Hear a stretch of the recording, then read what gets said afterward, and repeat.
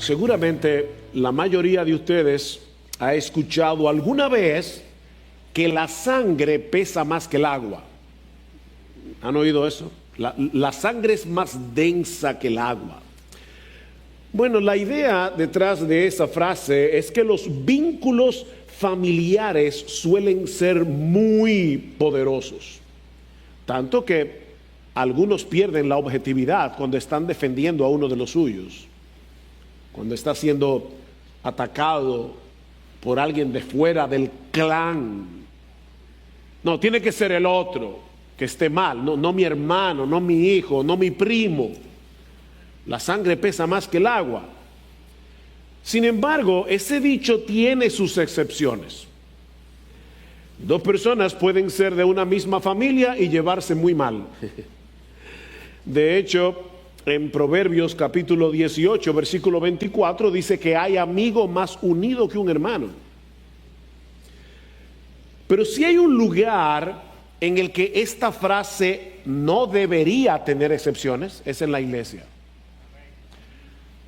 Fíjense lo que estoy diciendo. Si hay un lugar en el que no debería, no es el que no hay, porque las hay, pero no debería haber excepciones, es en la iglesia.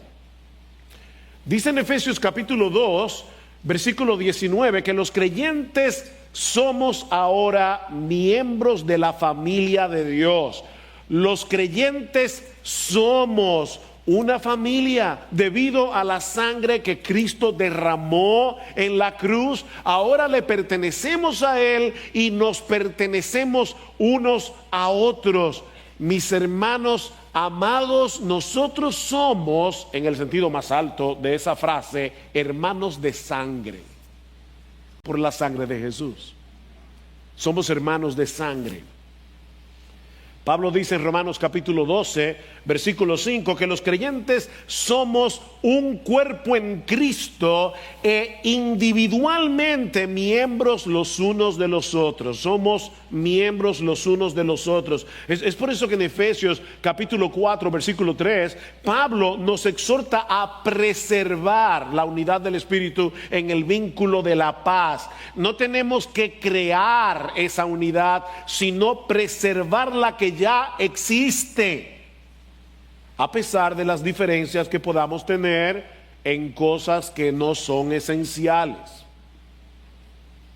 Ese es el tema que Pablo ha venido tratando en el capítulo 14 de su carta a los romanos. Algunos hermanos, algunos miembros de la iglesia en Roma provenían de un trasfondo judío y les resultaba sumamente difícil desconectarse de las regulaciones del Antiguo Testamento con respecto a la comida, con respecto a las festividades religiosas ordenadas por la ley de Moisés.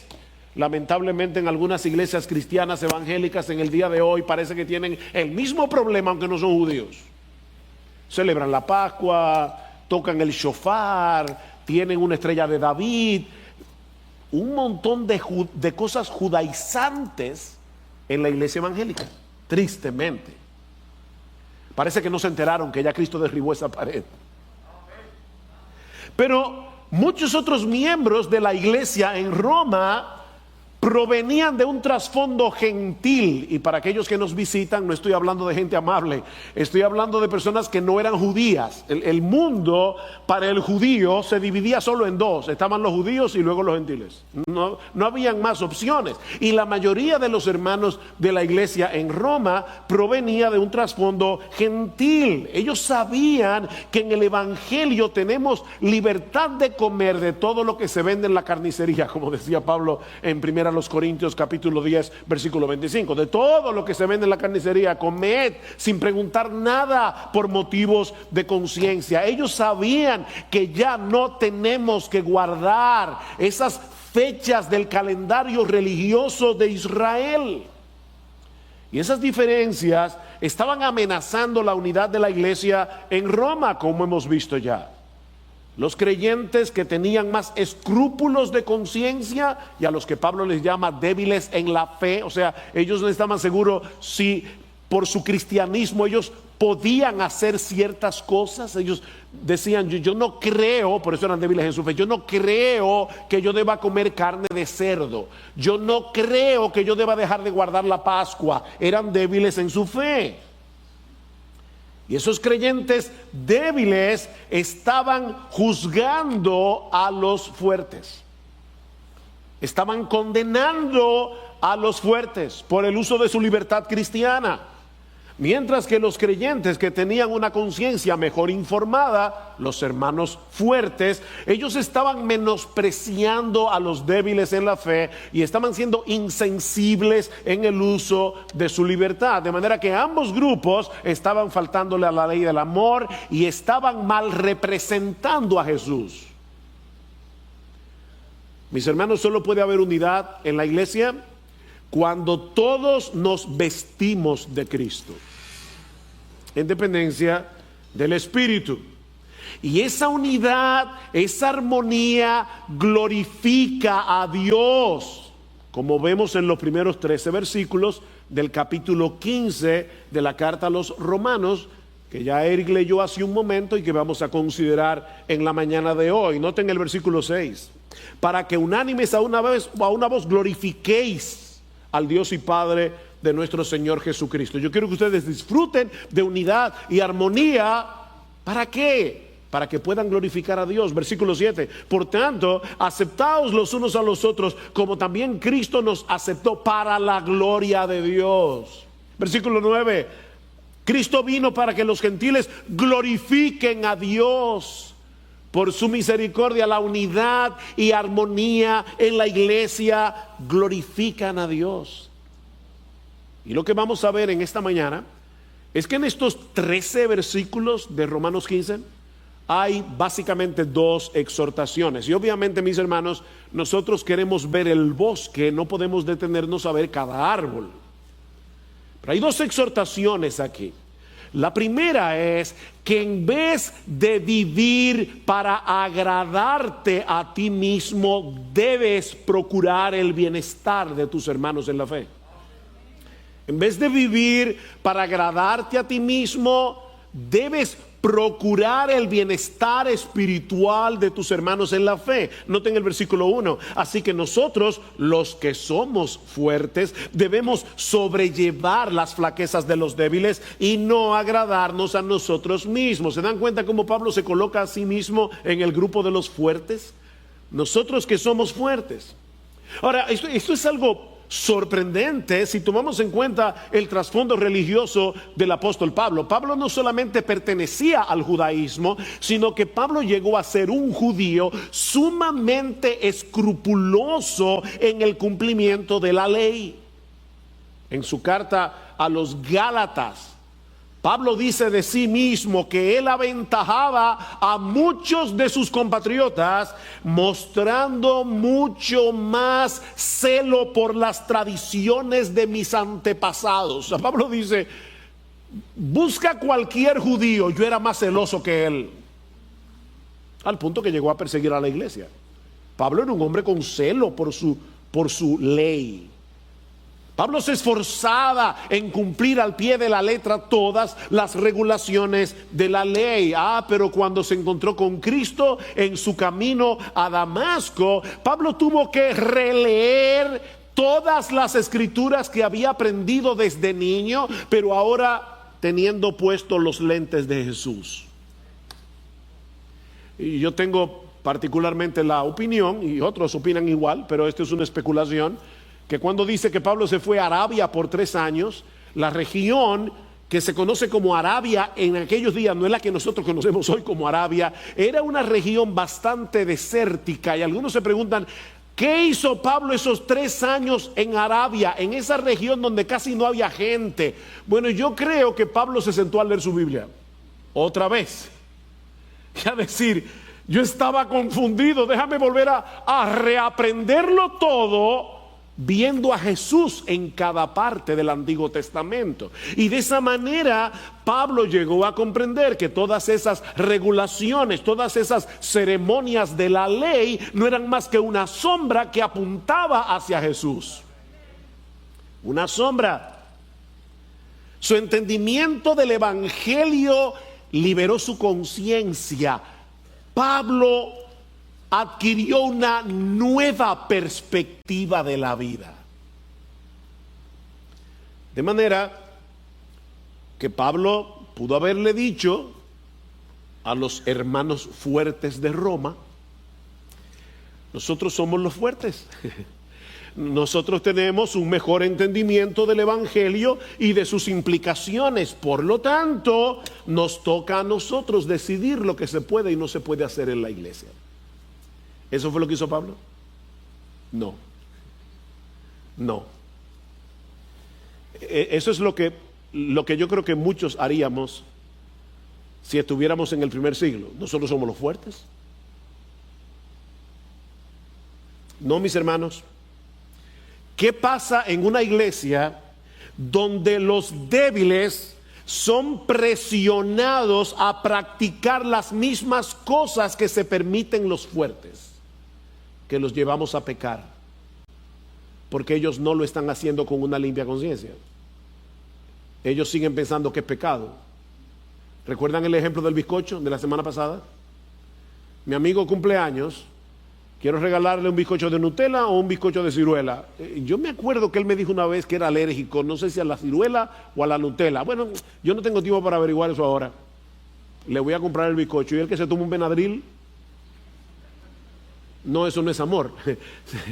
Si yo tengo dudas de que algo puede ofender a mi Dios, ya ni siquiera hacerle daño a un hermano. Si yo tengo duda de que algo puede ofender a mi Dios, no lo debo hacer. Noten lo que dice Pablo en el versículo 14 de Romanos 14.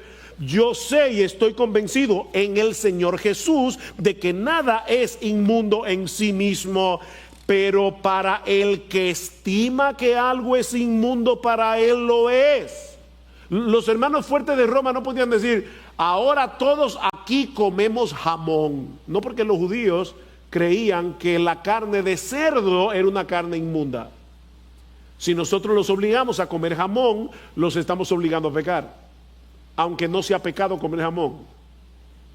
Versículo 23. Pero el que duda, capítulo 14, si come se condena, porque no lo hace por fe, y todo lo que no procede de la fe es ¿qué? Pecado. ¿Han visto ustedes esos productos que vienen en una sola talla? En inglés se dice one fit for all. Ese producto le sirve a todos. No, la libertad cristiana no viene en una sola talla.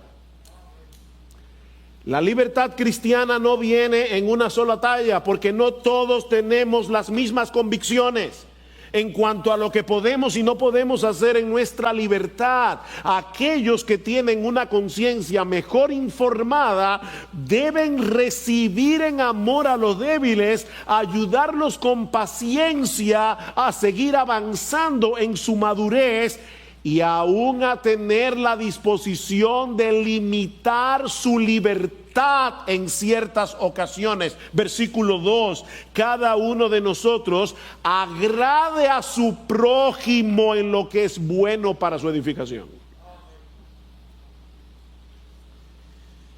Lo que Pablo nos está diciendo aquí no es, con un no bien grande, no es que debemos vivir para agradar a la gente.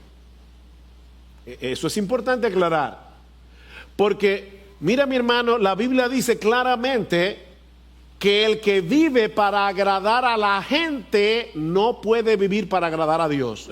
O vive para una cosa o para la otra, pero no se puede las dos al mismo tiempo. Los que tratan de agradar a los demás obviamente para encontrar aceptación delante de ellos, tarde o temprano terminarán sacrificando su integridad.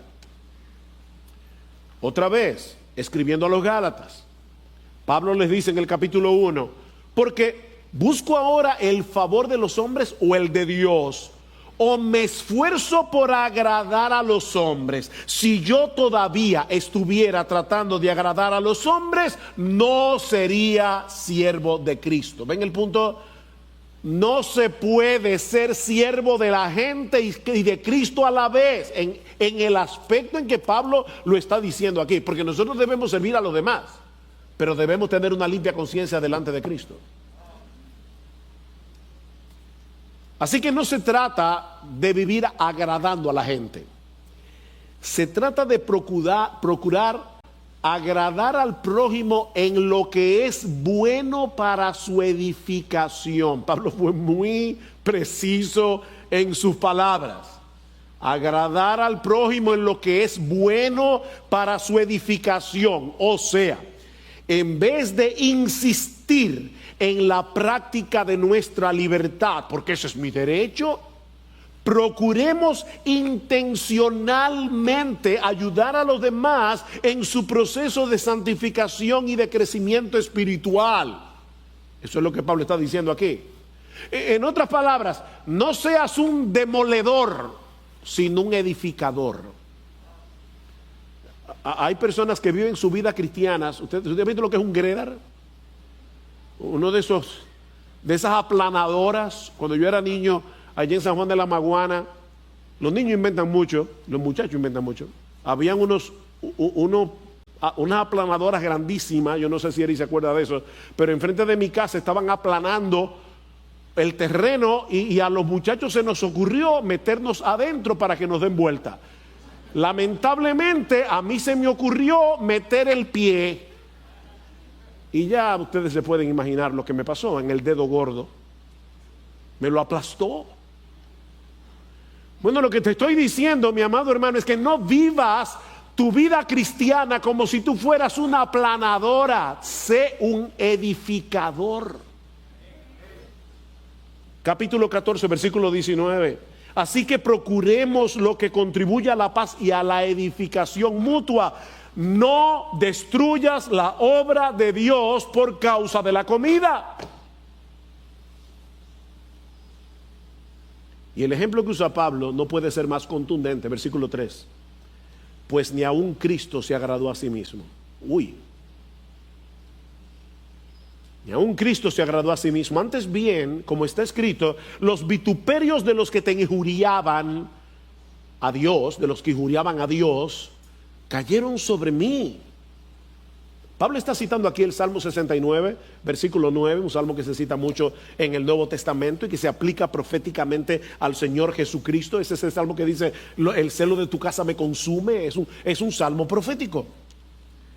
De manera que lo que este salmo está diciendo aquí es que en obediencia a su Padre y por amor a nosotros, Cristo decidió cargar sobre sí mismo toda la ira y todo el odio que una humanidad caída tiene contra Dios. Eso es lo que está diciendo.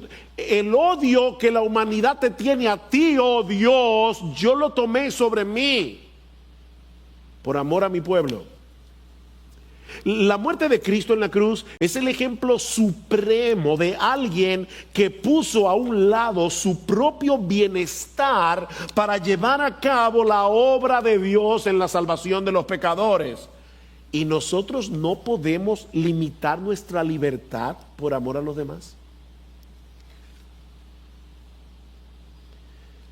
Él no consideró ser igual a Dios como algo a que aferrarse, sino que se despojó a sí mismo, tomando forma de siervo, haciéndose obediente hasta la muerte y muerte de cruz, dice Pablo en Filipenses capítulo 2, y nosotros no podemos limitar nuestro menú. No podemos limitarnos en aquellas cosas que nos son lícitas hacer, pero en un momento dado y en un contexto particular nosotros sabemos que pueden hacer tropezar a otros. Tú no puedes limitarte. Entonces tú eres un esclavo de tu libertad, aunque suene raro. Tú eres un esclavo de tu libertad, no eres un esclavo de Jesús.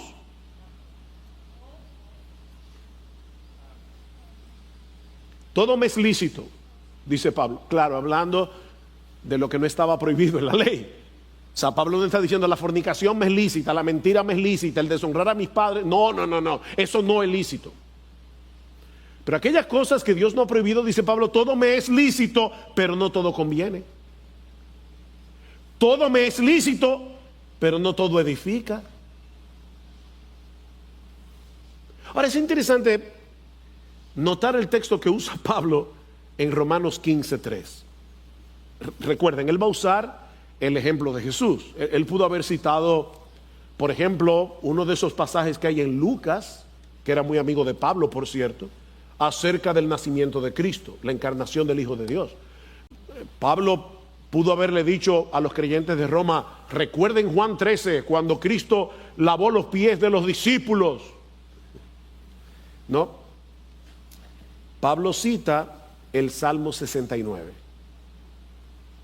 Y luego en el versículo 4 detiene el flujo de su argumentación para hablar del papel de la Biblia en la vida cristiana. Versículo 4, porque todo lo que fue escrito en tiempos pasados, o sea, ese porque está diciendo, fíjense que yo no estoy citando uno de los evangelios, estoy citando el Antiguo Testamento. ¿Y saben por qué estoy citando el Antiguo Testamento? Porque todo lo que fue escrito en tiempos pasados en el Antiguo Testamento para nuestra enseñanza se escribió a fin de que por medio de la paciencia y del consuelo de las Escrituras tengamos esperanza. ¡Wow! Por eso le oraba al principio, Señor, que nosotros podamos experimentar hoy lo que los discípulos que iban camino de Emaús, cómo ardía su corazón cuando Cristo les abría las Escrituras. Lo que Pablo está diciendo es algo como esto. A propósito, la razón por la que estoy citando el Salmo 69 es porque toda la Biblia es acerca de Jesús. Y precisamente por eso, solo en la Biblia encontramos el consuelo y la esperanza que se requieren para ser intencionales en ayudar a los demás en vez de vivir centrados en nuestro pequeño reino. Hace un momento cantamos, venga tu reino, Dios, tu reino, no mi reino. Solo la Biblia produce eso. Mira, mi hermano, si tú no lees la Biblia regularmente, quiere decir diariamente, si tú no memorizas la Biblia, si tú no estudias con cuidado la Biblia, tú no vas a tener consuelo y esperanza. Eso es imposible. Y si tú no tienes consuelo y esperanza, te vas a coger pena a ti mismo en medio de la aflicción, te vas a encerrar en tus propios problemas y te vas a olvidar de las necesidades de los demás. La esperanza es la madre del amor. Porque Pablo pudo haber dicho en el versículo 4, les estoy citando el Salmo 99 porque es a través de la Biblia, es a través de la Escritura que se genera en ustedes amor. Y yo quiero que ustedes se amen. No, Pablo no dice que es a través de la Biblia que se produce en nosotros amor. Él dice que es a través de la Biblia que se produce la esperanza. Hablando acerca del amor. Porque es la esperanza la que produce el amor. En su carta a los Colosenses, Pablo da gracias al Señor por esta iglesia. Y dice, al oír de vuestra fe en Cristo Jesús, o sea, yo doy gracias al oír de vuestra fe en Cristo Jesús y del amor que tenéis por todos los santos a causa de la esperanza reservada para vosotros en los cielos. ¿Vieron la conexión? Ustedes se aman entre sí a causa de la esperanza. Escribiendo la carta a los hebreos, dice el autor, él les recuerda que ellos se habían compadecido de los presos, algo peligroso en aquellos días, porque muchos de esos presos estaban presos por ser cristianos. Si tú te arriesgabas a visitarlos en la cárcel, te arriesgabas a ser públicamente reconocido como cristiano y a sufrir la misma pena o alguna pena similar, como perder todos tus bienes, por ejemplo. Dice el autor de la carta a los hebreos, ustedes se compadecieron de los presos y el despojo de vuestros bienes sufristeis con gozo, sabiendo que tenéis en vosotros una mejor y perdurable herencia en los cielos. ¿Cómo era posible que una persona se arriesgara a terminar en la cárcel o a perderlo todo al visitar a un hermano que estaba preso por causa de su fe? A causa de la esperanza. ¿Ven? La esperanza es la madre del amor. ¿Y cuál es la fuente de nuestra esperanza? La paciencia y el consuelo de las Escrituras. La paciencia y el consuelo de las Escrituras. Un comentarista lo dice de esta manera: leer el Antiguo Testamento y ver su cumplimiento en Cristo y en la iglesia fomenta la esperanza del creyente, una esperanza que va acompañada de la capacidad de soportar bajo la presión de circunstancias hostiles e irritantes. Nosotros estamos viviendo en medio de muchas circunstancias hostiles e irritantes.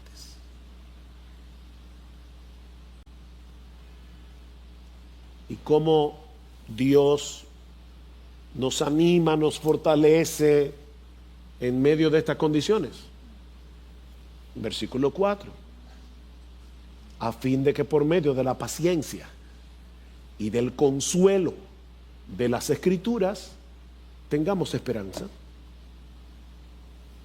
¿Ven? Es por medio de la Biblia que Dios produce esperanza en nuestro corazón. Sin embargo, ahora escuchen lo que Pablo dice un poquito más adelante en el versículo 13. Versículo 13. Y el Dios de esperanza os llene de todo gozo y paz en el creer, para que abundéis en esperanza por el poder del Espíritu Santo. Yo voy a ver un poco más adelante ese texto con más cuidado, pero quiero hacerles una pregunta. Por fin, ¿quién es la fuente de nuestra esperanza? ¿La Biblia o el Espíritu Santo? Porque Pablo dice en el versículo 4, la Biblia. En el versículo 13 dice, por el poder del Espíritu Santo. Entonces, ¿quién es que produce en nosotros esperanza? ¿Es la Biblia o es el Espíritu Santo? Sí. Sí. Es el Espíritu Santo por medio de la Biblia que él inspiró. Dios obra a través de su palabra, mis hermanos. Este libro no es un registro de lo que Dios habló hace 2000 años o hace 3000 años. Este libro es Dios hablando a nosotros hoy. De ahí la famosa frase de John Piper: ¿tú quieres oír la voz de Dios en una forma audible? Lee la Biblia en voz alta.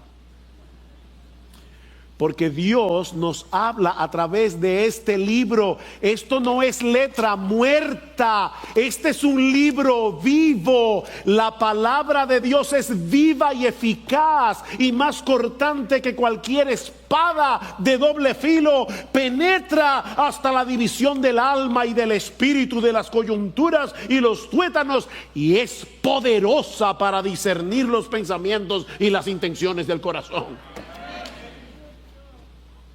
Este libro habla cuando tú quieres oír, cuando lo lees con cuidado. Dios obra por medio de su palabra, de manera, mi hermano, que si tú no lees tu Biblia regularmente, si tú no estudias tu Biblia, si tú no memorizas tu Biblia, si tú no traes a tu mente las grandes promesas de Dios reveladas en su palabra, tú no vas a poder fortalecerte en esperanza en medio de la aflicción. No vas a poder. Escucha a Dios. Y a Dios no se escucha poniendo la Biblia debajo de la almohada a ver si se te pega algo. No. A Dios se escucha con los ojos. Lee el libro con cuidado. Lee este libro. Y luego recuerda lo que Dios nos dice a través de este libro. Mis hermanos, estamos viviendo en días de mucha calamidad. Y no me refiero únicamente a la pandemia del COVID-19. Y es una pandemia que ha traído muchas consecuencias. Me refiero a la pandemia moral y social que está padeciendo la sociedad occidental en el día de hoy. Mira, mi hermano, mi hermana, si no nos fortalecemos en esperanza, nos vamos a encerrar en nuestros propios problemas y no nos vamos a extender hacia los demás en amor. Existe una enfermedad conocida como síndrome de inmunodeficiencia combinada severa. Eso es SCID. Es esa enfermedad que también se le llama niños burbujas, porque son personas que no tienen defensa y se meten, y viven en una burbuja, literalmente. Lo que yo te estoy diciendo es que cuando no manejamos adecuadamente el temor, la ansiedad que provocan nuestros propios problemas y todo eso mezclado muchas veces con la falta de comprensión de los demás, inevitablemente puede llegar a padecer un SIDC espiritual o SCID. Nos aislamos en nuestra propia burbuja en vez de extendernos en amor hacia los demás. Es por eso que Pablo no se limita únicamente a dar una exhortación, sino que también les ruega a Dios que produzca esa unidad de mente y de corazón en la iglesia. Vean el versículo 5, y que el Dios de la paciencia. Ahora de repente Pablo estaba hablándole a los romanos y ahora de repente le habla a Dios, o expresa su anhelo de que Dios obre y que el Dios de la paciencia y del consuelo os conceda tener el mismo sentir los unos para con los otros conforme a Cristo Jesús. Pablo sabe que la verdadera unidad es un fruto del Espíritu y que tiene a Cristo como centro. ¿Vieron el versículo? Conforme a Cristo Jesús. Mira, aunque esto suene paradójico, la verdadera unidad no se produce persiguiendo primariamente la unidad. La verdadera unidad no se produce primariamente persiguiendo la unidad, sino persiguiendo a Jesús. Al final de cuentas, es el evangelio de Cristo y el carácter de Cristo desarrollándose en nosotros lo que nos permite tener unidad en la iglesia. Vístanse de Jesús, porque eso es lo que produce unidad. No es a costa del evangelio esta unidad. Es una unidad en Cristo, es una unidad en el evangelio. Es ese tipo de unidad lo que nos permite glorificar a Dios con un solo corazón y a una sola voz, algo que se hace evidente cuando nos congregamos como iglesia en el día del Señor. Versículo 6, para que unánimes a una voz, glorifiquéis al Dios y Padre de nuestro Señor Jesucristo. Pero hay otra exhortación en nuestro texto que veremos más brevemente y que en cierto modo cierra con broche de oro toda esta discusión acerca de la libertad cristiana. Acepta a los demás creyentes como tú fuiste aceptado por Cristo Jesús. No solamente se trata de sobrellevar a los débiles, no de tolerarlos de mala gana, de sobrellevar sus debilidades, de ayudarlos a crecer, de amarlos en el Señor. Ahora dice Pablo, acéptalos, acéptense mutuamente. Versículo 7, por tanto, aceptaos los unos a los otros, como también Cristo nos aceptó para la gloria de Dios. Déjame hacerte una pregunta. ¿En base a qué nosotros fuimos aceptados en la presencia de Dios. Fuimos adoptados como hijos en la familia de la fe. ¿Recuerdas Romanos 5:1? Habiendo sido justificados por la fe, tenemos paz para con Dios por medio de nuestro Señor Jesucristo. ¿Ves? No es sobre la base de nuestro desempeño, de nuestras buenas obras, que somos aceptados por Dios. Es únicamente por la justicia perfecta de Cristo que es puesta en nuestra cuenta, nos es acreditada por medio de la fe. Dios nos ve como si nosotros hubiéramos tenido la misma obediencia de Cristo a sus mandamientos. Una obediencia perfecta. Esa es la buena noticia del Evangelio, que nosotros somos salvos por gracia, por medio de la fe sola. Esa palabra es importante. Por medio de la fe sola en la persona y la obra de nuestro Señor Jesucristo, a pesar de nuestras deficiencias. Pero ahora yo te tengo otra pregunta. ¿Qué impacto debiera tener esta doctrina de la justificación por la fe sola en nuestra relación unos con otros? ¿Cómo debe impactar el Evangelio? Tú dices creer en el Evangelio, ¿verdad? En esa doctrina, tú dices creer en que somos justificados únicamente por medio de la fe. ¿Cómo debiera impactar eso tu relación con los demás? Me encanta cómo lo dice un comentarista.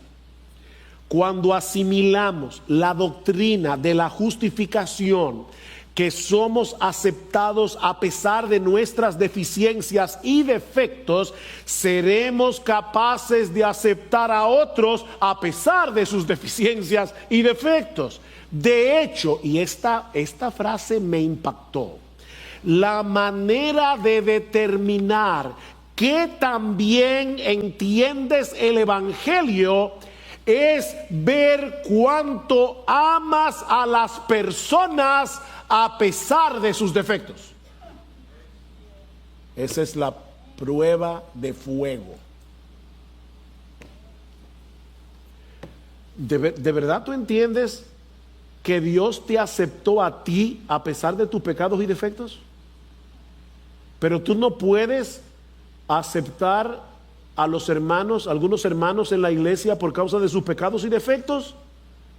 Entonces tú no entiendes el Evangelio como debieras entenderlo. Tú tienes un problema. Por eso decíamos hace un momento que esta unidad no es a costa del Evangelio, es a causa del Evangelio. Como Cristo los aceptó, acéptense unos a otros. Dios te ha dado la bienvenida en su familia con los brazos abiertos por causa de su Hijo, no por causa de ti. Y tú te estás alejando de otros miembros de la iglesia por cosas que no son básicas, que no son esenciales. Déjeme detenerme un momento aquí, porque hemos usado varias veces este domingo cosas que no son esenciales, hemos mencionado algunas, pero no siempre es fácil diferenciar aquellas cosas que son esenciales en asuntos de doctrina o de práctica cristiana de aquellas que no son esenciales. Y esto es importante porque podemos estar dividiéndonos por cosas que no son esenciales, o podemos estar uniéndonos con personas que no creen cosas que sí son esenciales. Entonces, esta pregunta es importante. John Stott, hablando acerca de esto, dice: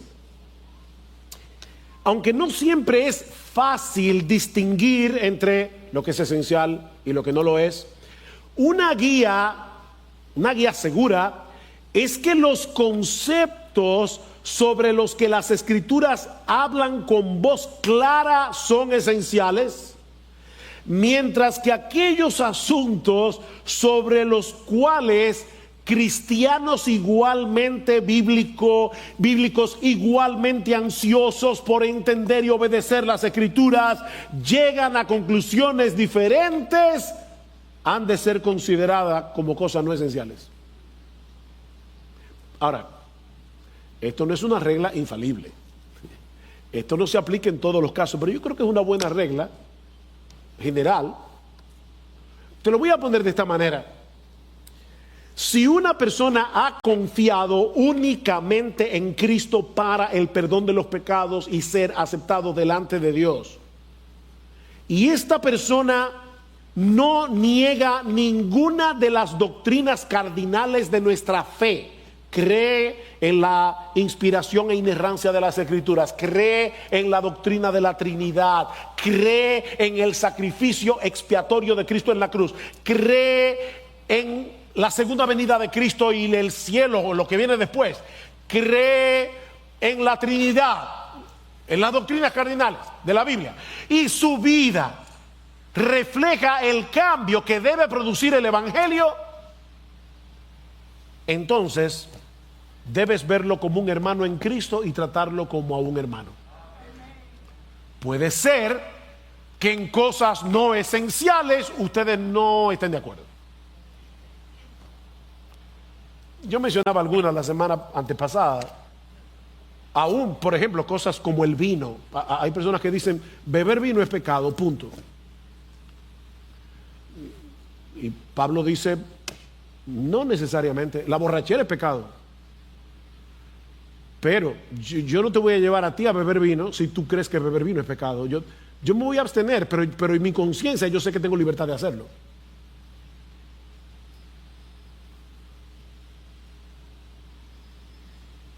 Miren, mis hermanos, cuando nos recibimos de esa manera en la iglesia como hermanos en Cristo, nuestro Dios es glorificado. Porque es indudable que esa unidad solo puede producirla a Él. En un club social, la gente se une porque tiene intereses comunes o porque pertenecen a la misma clase social, económica, pero no a la iglesia.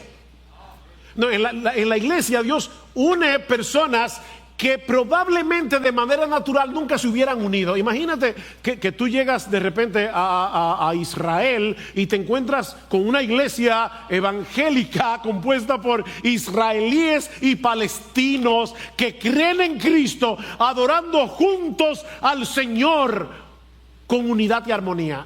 Tú dices, wow, eso solo puede hacer el Espíritu Santo. Eso glorifica a Dios. Y eso era lo que Pablo esperaba que ocurriera en esta iglesia en Roma, compuesta por judíos y gentiles. Vean el versículo 8. Pues os digo que Cristo se hizo servidor de la circuncisión. Otra forma de decir, Cristo nació como judío. Él nació bajo la ley de una virgen judía, en una familia judía, en Belén de Judea. ¿Para qué?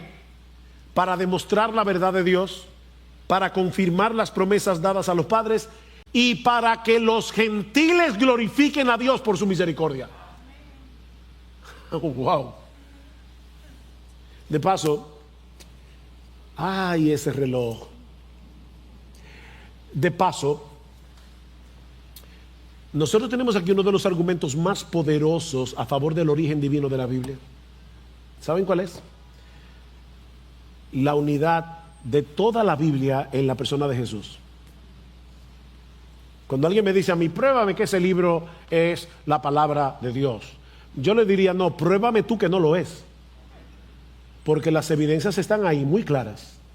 Es imposible que un grupo de hombres en un lapso de tiempo de más de 1500 años haya escrito un libro donde todo gira en torno a una persona y su obra de redención. Explícame eso.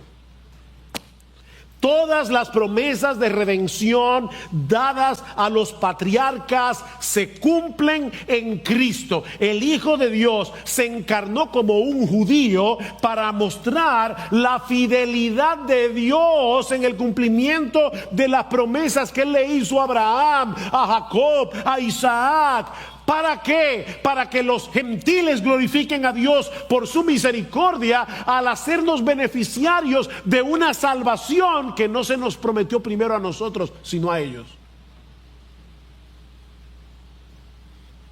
Y wow, qué sabiduría la que Dios le dio a Pablo, inspirado por el Espíritu, porque la mayoría de los hermanos fuertes de la iglesia de Roma ¿De dónde venían? ¿De qué trasfondo? Eran gentiles. Y es como si Pablo les estuviera diciendo, no se olviden que la salvación viene de los judíos, como le dijo Cristo a la mujer samaritana, la salvación viene de los judíos. Así que no vienen con arrogancia a estos hermanos débiles en su fe, la mayoría de los cuales eran judíos, porque la salvación vino a través de ellos. Cristo era siervo de la circuncisión. Nunca olviden que él era un judío. Pero por el otro lado, Pablo le está diciendo a los judíos de la iglesia en Roma convertidos a Cristo, no olviden que el plan original de Dios era bendecir a judíos y a gentiles, hacer un solo pueblo por medio de Cristo. Y ahora Pablo cita una serie impresionante de textos del Antiguo Testamento para probar su punto. Los judíos del primer siglo dividían el Antiguo Testamento en 3 secciones: la ley, Génesis, Éxodo, Levítico, Número, Deuteronomio; los escritos, ahí estaban todos los libros históricos y los salmos; y los profetas. Esas eran las 3 divisiones: la ley, los escritos y los profetas. ¿Qué hace Pablo muy sabiamente? Citar cada una de estas secciones. En el versículo 10, Pablo cita la ley, Deuteronomio. En los versículos 9 y 11, Pablo cita los escritos. Y en el versículo 12 cita a los profetas. De manera que ahí está compendiado todo el Antiguo Testamento. Y en cada versículo que Pablo va citando, él va formando un cuadro completo, como si fueran piezas de un rompecabezas. En el versículo 9 se presentan los judíos alabando el nombre de Dios entre los gentiles. Por tanto te confesaré entre los gentiles y a tu nombre cantaré. En el versículo 10 vemos a los judíos invitando a los gentiles a que se unan a ellos en la alabanza a Dios. Y vuelve a decir, regocijaos gentiles con su pueblo. En el versículo 11 encontramos una invitación universal a todas las naciones a alabar a Dios. Y de nuevo, alabad al Señor todos los gentiles y alábenle todos los pueblos. Y en el versículo 12 Pablo cita al profeta Isaías para mostrar que Dios había anunciado de antemano que ese maravilloso plan de salvación que alcanzaría a personas de todas las nacionalidades se iba a llevar a cabo a través de un descendiente de Isaí, el padre de David. Versículo 12, y a su vez Isaías dice, retoñará la raíz de Isaí, el que se levanta a regir a los gentiles dominicanos incluidos, pondrán en él su esperanza. Wow, qué extraordinaria es la Biblia, ¿verdad? Y yo no sé ustedes, pero esto es impresionante. El mayor trauma de un predicador es tener que cortar y decir, estudié algo, es increíble y no lo puedo decir a la iglesia porque no me da tiempo. Mis hermanos, por medio de la obra de Cristo en la cruz, Dios derribó la pared que separaba a judíos y a gentiles. ¿Saben para qué? Para formar de los dos un solo pueblo, una sola familia, un solo templo espiritual para la gloria de su nombre. Vamos a poner en riesgo esa unidad por diferencias de opinión en cuanto al uso de la libertad cristiana.